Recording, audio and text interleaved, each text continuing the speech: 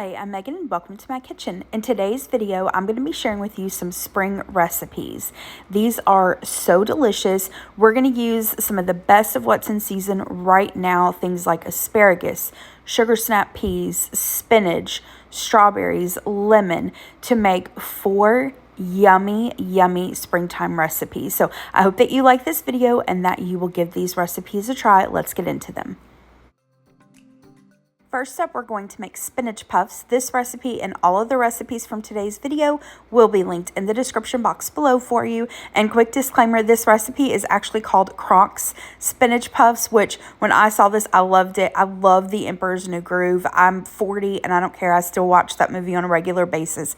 It makes me laugh, especially Croc and Yzma. They are so funny together. But anyway, these are the ingredients that I'm going to use. I've got baby spinach, feta cheese, grated Parmesan cheese, minced garlic, salt and pepper, an egg to brush over the top, puff pastry, and then the recipe called for cream cheese and onion powder and garlic powder, but I had some of this chive and onion cream cheese that I needed to use up, so I decided to do that. You could use different kinds of flavored cream cheese. I also think Boursin or Alouette would be yummy in this. My oven is preheating to 400 degrees. I'm going to very lightly flour my work surface. Next, I'm going to take my puff pastry, and you do want to make sure that this is thawed completely. I'm going to unroll that, and then we're going to cut this into 9 pieces. Now, you can see I just take my knife and kind of lay out how, I think 9 pieces should be cut. Don't worry about this. Don't stress yourself. Try to get it as close as possible, but like I said, don't stress yourself. So just take your knife, cut the puff pastry into 9 pieces, and then I'm going to set that to the side. Next, we're going to grease a standard size muffin tin. You can use butter, cooking spray, whatever you want to use. I'm using this olive oil cooking spray. We're going to take a square of the puff pastry and press it into each little muffin tin. I'm going to set that to the side and get started on the filling. So to a bowl, I'm going to add my cream cheese. Now, I forgot to set this out, and so I just popped it into the microwave on defrost for like 10 seconds to soften it up. I'm then going to add in the feta cheese, followed by the grated Parmesan cheese. I'm going to add in the minced garlic, and a quick note, next time I make these, I will double the amount of cream cheese. I feel like the ratio of spinach and the Parmesan and feta was good, but I would have personally just liked a little more cream cheese in the filling. So like I said, next time I make this, I will double that amount. Now I'm going to add in the pepper. You can add in salt to your taste. And then it's time to add in the spinach. This is just fresh spinach that I gave a rough chop. We're going to mix that until it's really well combined, and then take that filling and add it to our puff pastry. Once I've gotten all these little tins filled, I'm then going to take the edges, pinch them together, and then it's time for a quick egg wash. So all I did was whisk together an egg with just a tiny little bit of water, and I mixed that until it was really well combined. I'm going to brush that on top of the spinach puffs, and then this is totally not necessary at all. The recipe does not call for this, but I had this grated Parmesan cheese on hand and already out, so I did a little sprinkle of the Parmesan cheese on top. Figured that couldn't hurt. This is going to go into the preheated oven. Remember, it was set at 400 degrees, and these are going to bake for 20 to 25 minutes or until the puff pastry is golden brown. And a quick note, I decided to cook the spinach puffs like this using the muffin tin. The recipe, though, that I followed had you do it like turnovers, so you made triangles of dough and laid that on. You can do either or. I just wanted to use the muffin tin, but like I said, we enjoyed these. These were tasty little spinach puffs.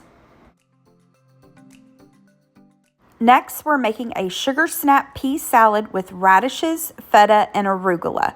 Here's everything that I'm going to use for the salad. I've got extra virgin olive oil, red wine vinegar, some Dijon mustard, minced garlic, salt and pepper, a lemon, some feta cheese, radishes, sugar snap peas, and arugula. We're going to start out by making the salad dressing. If you've been with me for a while, you know I love making vinaigrettes in mason jars. So I'm going to add in my minced garlic, followed by fresh lemon juice, then the red wine vinegar. And if you don't have red wine vinegar, just use whatever vinegar you've got on hand or what you prefer. Next, I'm adding in a little bit of Dijon mustard. Same thing with the vinegar. Use whatever kind of mustard you prefer. Then we're going to season this to taste with a little bit of salt and pepper. Last but not least, we're going to add in the olive oil. You could use avocado oil if you'd prefer to do that. And then once I've got that added, I'm going to add the lid and just give it a really, really good shake. Set that to the side. Now to assemble the salad, I'm going to add the baby arugula to a bowl. Then I'm going to add on the feta cheese, and this was already crumbled, but the crumbles were pretty big, so I just kind of, crumbled it with my hand as I added it to the salad. Now it's time to add the sugar snap peas. I removed the string and then cut them in half. Then I sliced some radishes thinly. I'm going to add that, give that a toss. And then right before I'm ready to serve it, I will add the vinaigrette and give it one final toss. This is what the salad looked like. This was delicious. We both loved all the different flavors, the crunchy sugar snap peas and the little kind of slight spiciness, if you want to call it that of the radishes. This was so yummy. And I think instead of feta cheese, I think crumbled goat cheese would be really good in this as well. Next, for the main dish, we're making chicken, asparagus, and Boursin Orzo. Here is everything that I'm using. I've got some olive oil, salt and pepper. We'll need some chicken broth. I'm using chicken bouillon, minced garlic, Orzo pasta, lemon, shallot, Boursin cheese. I got this a few weeks ago when it was on sale at Publix, so I got it for half price. You can use whichever of the Boursin flavors that you want. You also use Alouette or any of the flavored cream cheeses I think would work just fine in this. I've got some fresh parsley, asparagus, and then chicken. I'm using some chicken breasts. You could do boneless, skinless chicken thighs or chicken tenders, whatever you prefer. I'm just going to cut them into bite-sized pieces. I've got this skillet heating up over about medium heat. I'm going to add in some olive oil and then add in the chicken. I did toss the chicken with some salt and pepper. I'm going to cook this in the skillet for maybe 7 or 8 minutes, just until the chicken is 165 degrees internal temperature. It really just depends on how large you cut your chicken. So once the chicken's done, I'm going to remove it to a separate plate, set it to the side. In that same skillet, I added a little bit more oil. I'm going to add in some asparagus that I roughly chopped, along with some salt and pepper. I cooked the asparagus for maybe about 5 to 6 minutes or so until it started to get tender. I'm going to add in a squeeze of lemon. Now, this recipe called for leeks, but I had a shallot on hand, so that's what I decided to use. I just thinly sliced the shallot. I'm going to mix that with asparagus and then cook that for a couple minutes until the shallots soften. Next, I'm going to add in the minced garlic, give it a stir, cook it for about a minute until that garlic starts to get fragrant. Now we're going to add in some orzo, mix that with the vegetables, and then you want to cook that for maybe 2 or 3 minutes or so until that orzo starts to get brown. Now I'm going to add in the chicken broth and give that a stir. And you could do this as a vegetarian dish, just use vegetable broth and then obviously skip the chicken. Bring this to a boil and then reduce it to a simmer covered for about 12 minutes or until the orzo is tender and the liquid is pretty much absorbed. Now, as I was looking on Google to see, what fruits and vegetables are in season right now, it said artichokes, and I thought that would be really delicious in here. Had this package of artichoke hearts. I got this from Trader Joe's, so I just stirred those in. Once I've stirred that in, we're ready to add in the Boursin cheese. Add in the cheese and just give that a stir until the Boursin is completely incorporated. At that point, we're going to add in some fresh lemon zest, some lemon juice, the chicken back in, and then add in some fresh parsley. We're going to give that one final stir, give it a taste, adjust the seasonings to your taste, and we're ready to serve this up. Here is what it looked like when it was done. This was delicious. It had so much flavor, and really you don't even have to serve anything with this. You've got your, protein, your starch, your vegetables in it. But I decided to serve the sugar snap pea and radish arugula salad on the side, and then we had those spinach puffs. This was such a delicious dinner, and everything was so fresh. It was just so good. We really enjoyed this meal. For dessert, we're going to make a springy strawberry lemon blondie. Now, I don't think I've ever had or made a blondie before, so I don't know if this is how they're supposed to turn out, but it was good. It reminded me of just like a strawberry lemon cake. They were really good. So here are the ingredients that we're going to use for this, and I did a small batch recipe, by the way. I've got granulated sugar, all-purpose flour, some fresh strawberries, butter, an egg, lemon, baking powder, salt, and powdered sugar. I've got my oven preheating to 350 degrees. In this bowl, I've got some softened butter. I'm going to add the sugar and cream the softened sugar and butter together until they're light and fluffy.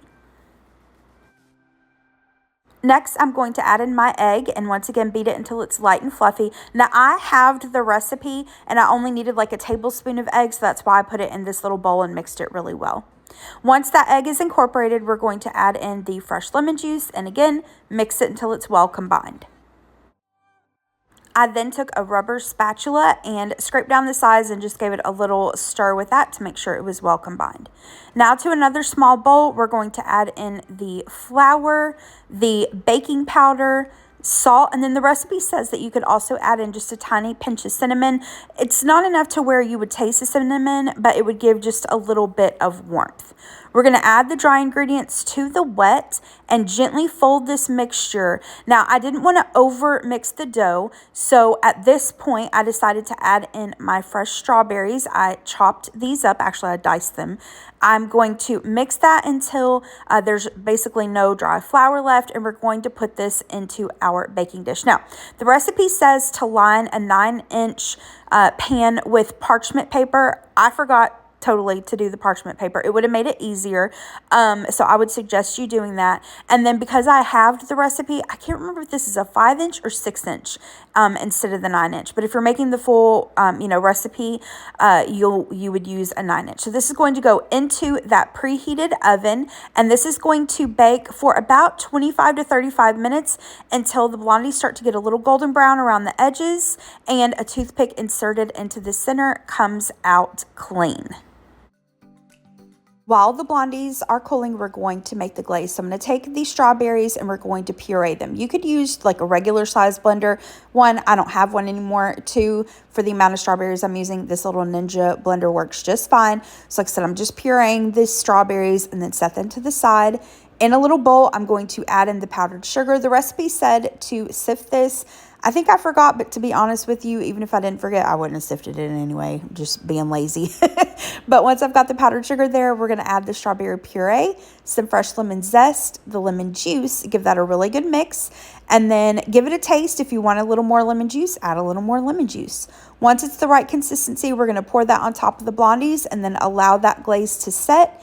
Cut them into squares and they are ready to serve up. And these were yummy and they were so bright and just perfect for springtime with the lemon and the strawberries. Delicious. All right, that is it for today's video. Thank you so much for watching. I hope that this gave you some inspiration. Try some of those fresh fruits and vegetables that are in season right now. Not only are they more delicious when they're in season, but a lot of times they're also cheaper. The things like the asparagus and the spinach and the arugula and the strawberries and lemons and all of that we use today tend to go on sale during this time of year. So if you're looking for budget friendly, shopping and eating in season is a good way to do that. But anyway, hope you enjoyed this video. If you did, hit the thumbs up button below and subscribe to my channel if you're not already, and hope you have a great rest of the day. Thanks so much for watching. Bye-bye.